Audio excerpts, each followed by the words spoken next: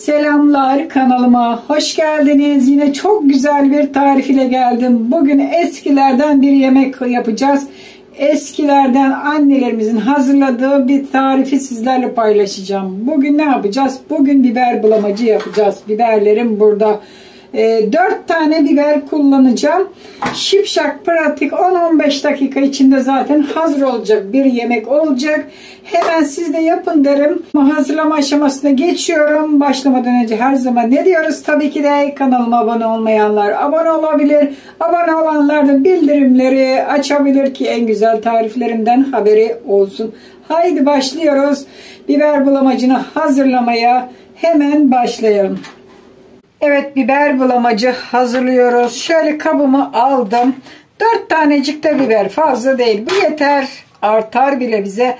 Hemen biberlerimi ince ince ufak ufak doğrayacağım. Şöyle 4'e bölüyoruz. Bakın çok kolay dediğim gibi.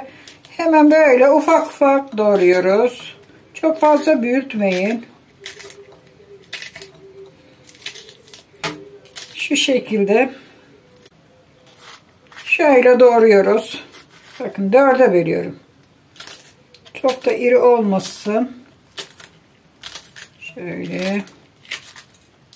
Çekirdeklerini de doğruyorum. Hiç çıkarmayacağım. Çekirdeklerin de bir faydası var tabii ki de vücudumuza. Gerek yok ama istemezseniz çıkarın tabii ki de. Size kalmış. Ben çıkarmıyorum.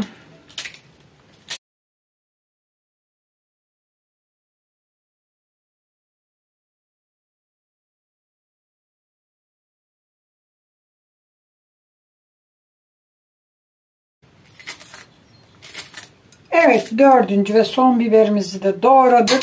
Biberlerimiz hazır oldu. Hemen şimdi tavamı ocağa koyacağım.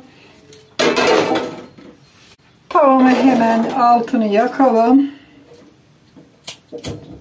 Evet, tavamızın altını yaktık. Tavamın içine şimdi sıvı yağ döküyorum. Şöyle yarım çay bardağı kadar, çok da fazla gerek yok. Sıvı yağını döktüm ve biberlerimi döküyorum. Şimdi biberleri güzel bir kavuracağız tabii ki de. Şöyle güzel bir şimdi biberlerimizi kavuruyoruz.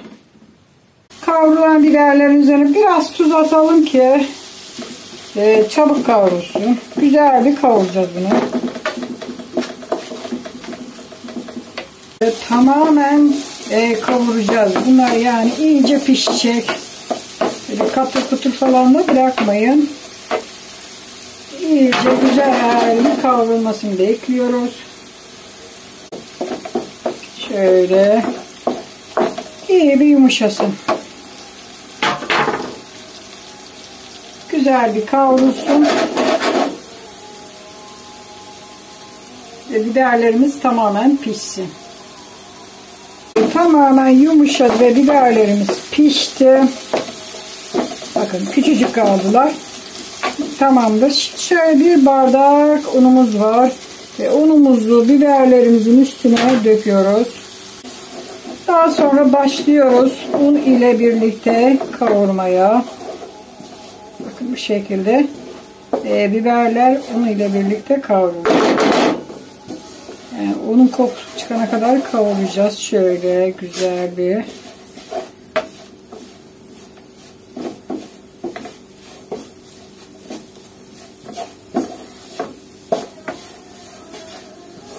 Şöyle kavuruyoruz.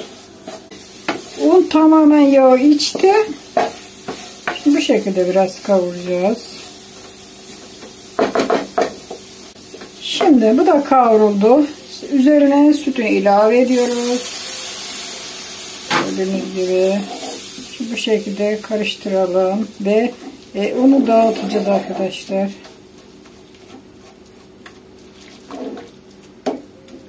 Dağıtacağız onu. Şöyle bir bardak süt daha döküyoruz. Toplamda 2 bardak süt döktük. Şöyle dağıtalım.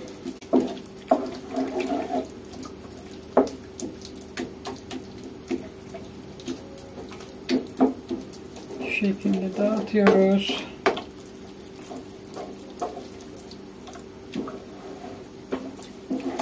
İsterseniz süt koymadan da yapabilirsiniz. Aynı tarifi su ile yapabilirsiniz.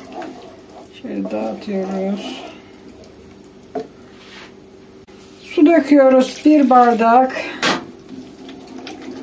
Devam ediyoruz.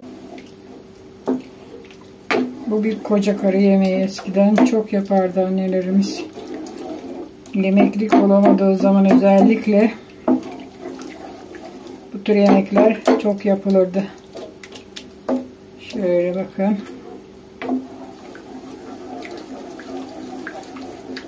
Dağıtıyoruz.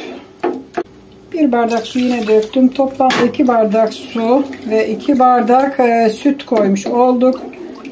Bu yeterli artık. Bakın şöyle sulu olduğuna bakmayın. Bu kaynayınca biraz şimdi koyulacak zaten. Yani 1 bardak una 4 bardak sıvı. Yani ister süt dökün, ister benim gibi yarı yarıya suyla karıştırıp dökün yani. Bakın şöyle güzel bir dağıttık. Bakın biberleri kaldı. Papuçları dağıldı.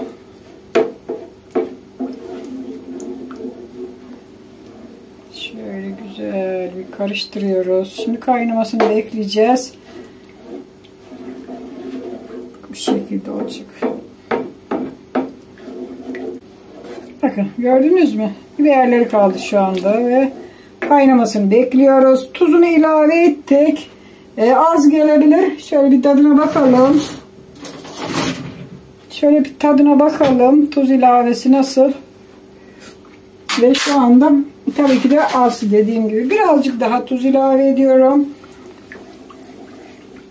Çok güzel olmuş yalnız. Şu şekilde. Biraz da karabiber ilave edeceğim. Karabiber de çok yakışıyor. Şöyle ne kadar atalım? Yeter. Yarım çay kaşığı kadar bir karabiber ilavesi ettik. Az diyen daha çok tabii ki de atabilir. Şimdi kaynamasını bekleyelim. Çok güzel oldu.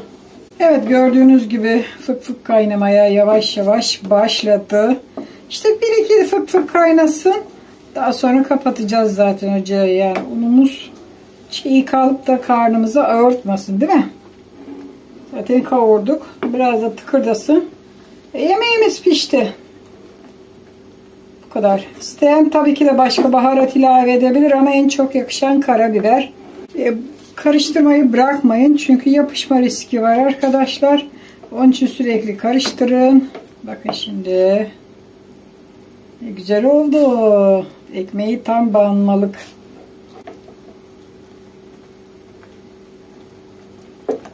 Bakın çok güzel oldu. Tam ekmeği banmalık oldu.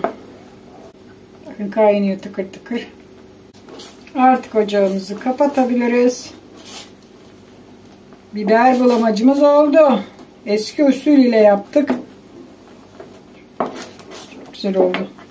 Ocağımızı kapatıyoruz ve bulamacımız hazır oldu. Şöyle gösterelim. Be mübarek. Ne kadar güzel oldu. Hemen şimdi servisine geçelim. Tavamızı buraya koyuyoruz. Bu da küçük geldi ama olsun. Tamam. Evet. Bulamacımız hazır oldu. Bandır bandır ye ekmeğini.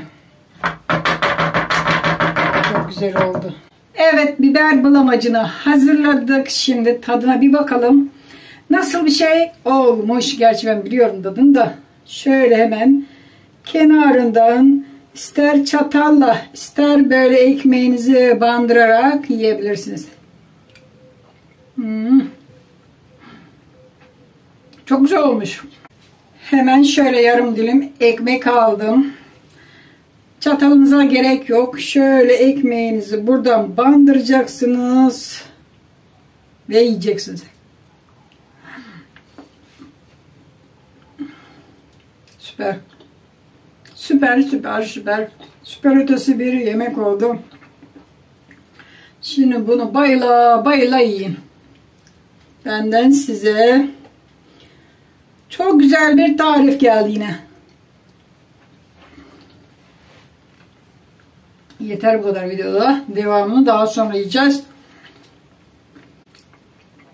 Çok güzel oldu. Çok lezzetli oldu. Karabiber de çok yakışıyor bu yemeğe. Özellikle karabiber. Diğerlerine o kadar yakışmıyor ama karabiber özellikle bu yemeğe çok yakışıyor. Umarım beğenirsiniz. Siz de bu tarifi yaparsınız. Çoluğunuza, çocuğunuza eskilerden bir tarif gösterdim sizlere. Ne demişler? Ne varsa eskilerde var. Yapın. Çok az malzemeyle ama çok lezzetli bir yemek hazırladık. Hadi şimdilik benden bu kadar. Videomu burada bitiriyorum. Bitirmeden önce ne diyoruz? Her zaman olduğu gibi kanalıma abone değilseniz abone oluyorsunuz. Aboneyseniz de bildirimleri açmayı unutmuyorsunuz. Hadi hoşça kalın. Kendinize iyi bakın. Sağlıcakla kalın.